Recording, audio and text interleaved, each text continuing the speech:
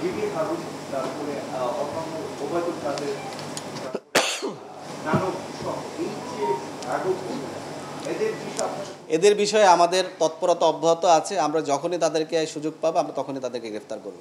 ভাইয়া, আমি প্রশ্নটা করেছিলাম আপনাকে যে র্যাবের 5 আগস্টের আগে র্যাবের কার্যক্রম আমরা যেরকম দেখতাম, আলোচিত সমালোচিত যে ঘটনাগুলো দেশে ঘটতো সেই আসামি করতে তাদের মানে তাদের যে তৎপরতা সেটা খুবই দৃশ্যমান ছিল।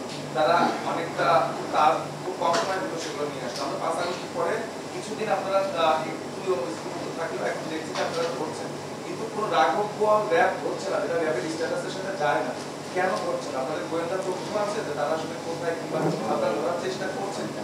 সেটা তো আমরা ধরলাম 39 জনকে বললাম, 39 জনকে বড় পর্যায়ের নেতা যারা 39 তাদেরকে তো আমরা গ্রেফতার করেছি, যারা মামলার 1 নাম্বার 2 নাম্বার আসামি, এবং প্রতিদিনই আপনি দেখবেন যে রাঘব বোয়াল যারা তাদেরকেই আমরা ধরতেছি। আমরা ছোট পর্যায়ের যে স্ট্যাট সেটা আমি বললাম যে আপনাকে আমি 1170 জনকে ধরেছি সর্বমোট, কিন্তু রাঘব বোয়াল বলতে আপনি আসলে কাকে বোঝাচ্ছেন একটু স্পেসিফিক করে বলেন, তাইলে আমি আরও বুঝতে পারবো। আমি তো বললাম যে 39।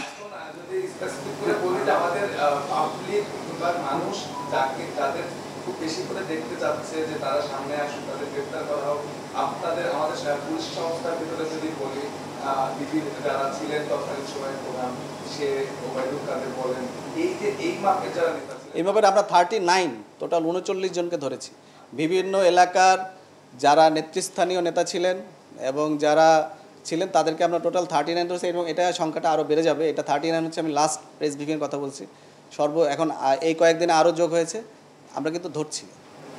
আমি যদি একটু প্লিজ থেকে জিবি হারুন, তারপরে অন্যান্য ওবায়দুল কাদের, নানক সহ এই যে আটক এদের বিষয়ে আমাদের তৎপরতা অব্যাহত আছে। আমরা যখনই তাদেরকে সুযোগ পাবো আমরা তখনই তাদেরকে গ্রেফতার করব। আমরা কাউকেই ছাড় দিব না, এবং দিব না, এবং যখনই আমরা সুযোগ পাবো তখনই আমরা সবাইকে আইনের আওতায় নিয়ে আসবো।